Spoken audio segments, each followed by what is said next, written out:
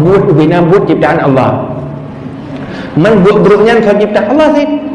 Yang baik rencana ya salah Allah ya. Dengan baik pun hanya tak pegang. Nyobobonyo ciptaan Allah. Dan etiket ya. Tetapi adab jangan katakan itu. Ada. Makanya adab bunyo pinai hanya betul hanya ke.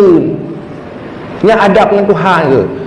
Allah yang pembuat mati yang terjadi mati gelung yang tak kengkun ni neo yang ada kunya makan rumah hai memangnya pikun ji ada lagi urung kun ke yah gunan nah yah gunan Ismail mulai mae mana tu drama mae mana ikut nak makan mah makan mae nan ron hai yo dia ada pemuhina adanya adab hamba dengan Allah.